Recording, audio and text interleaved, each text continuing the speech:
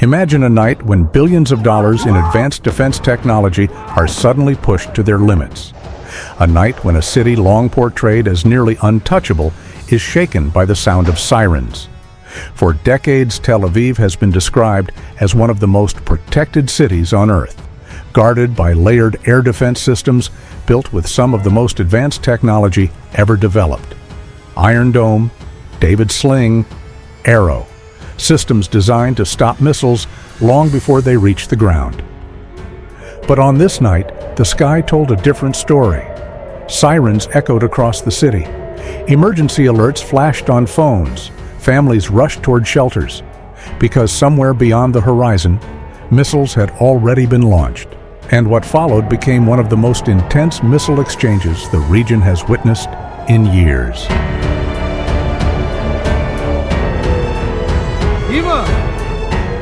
Reports indicated that Iran launched a large wave of ballistic missiles toward Israeli territory, not just isolated launches, but a coordinated barrage designed to pressure even the most advanced defense systems. Among the missile systems often associated with Iran's strategic arsenal are Shahab-3, a medium-range ballistic missile capable of traveling more than 1,000 kilometers. Ghadr missile, an improved version with greater range and faster deployment capability. Ahmad Missile 1 of Iran's more advanced guided ballistic missiles, designed for higher accuracy during its final descent phase.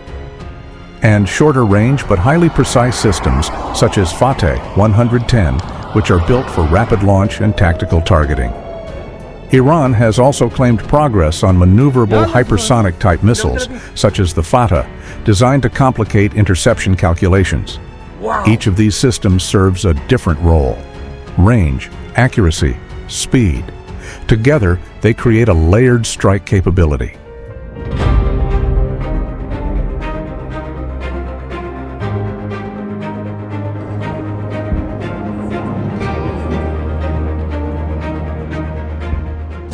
But the key to the attack was not only the missiles themselves, it was the strategy.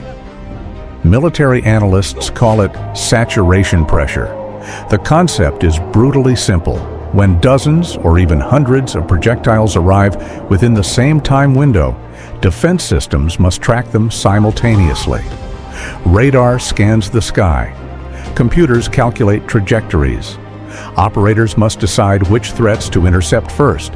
Every second matters. Because if the number of incoming missiles exceeds the number of available interceptors, gaps begin to appear in the defensive shield. This is not a technological failure, it is the mathematics of modern warfare.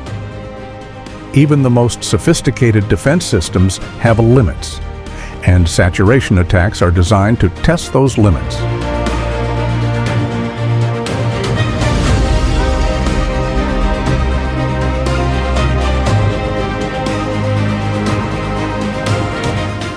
But missile warfare is not only about explosions, it is also about psychology. Air defense systems do more than intercept threats. They create confidence for the people living beneath them.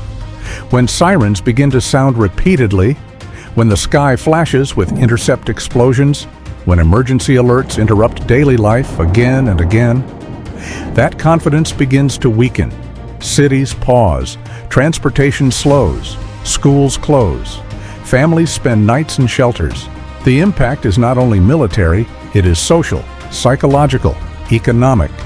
And over time, those pressures accumulate.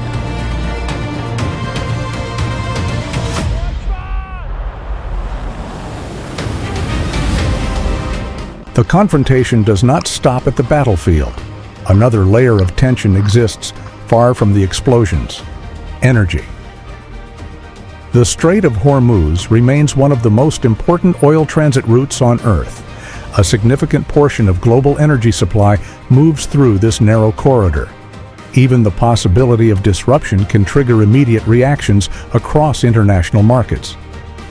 Oil prices move, investors react, governments monitor every signal. Because instability in the Middle East rarely stays regional, its effects travel across the global economy.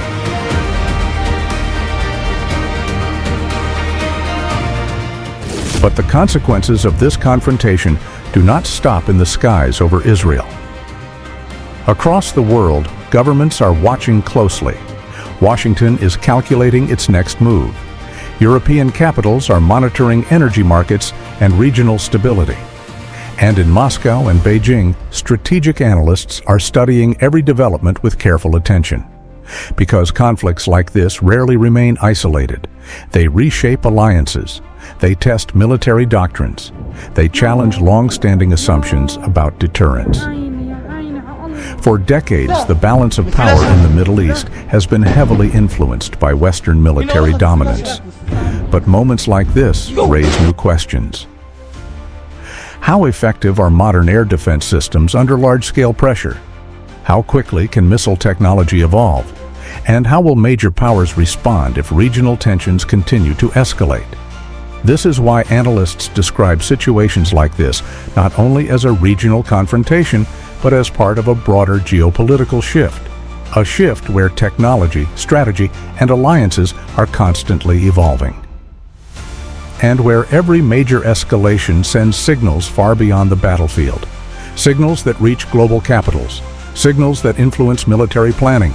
Signals that shape the next phase of international security.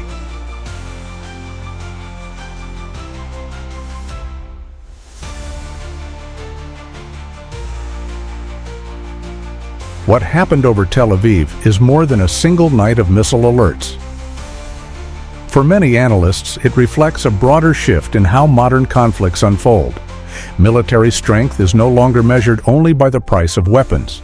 It is measured by strategy, adaptation, and the ability to respond under pressure.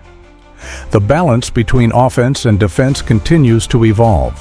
New technologies appear, new tactics emerge, and the strategic landscape keeps changing. As the immediate tension begins to settle, one reality remains clear: the world is watching. Because moments like these do more than shape regional conflicts. They reshape how the future of global security is understood.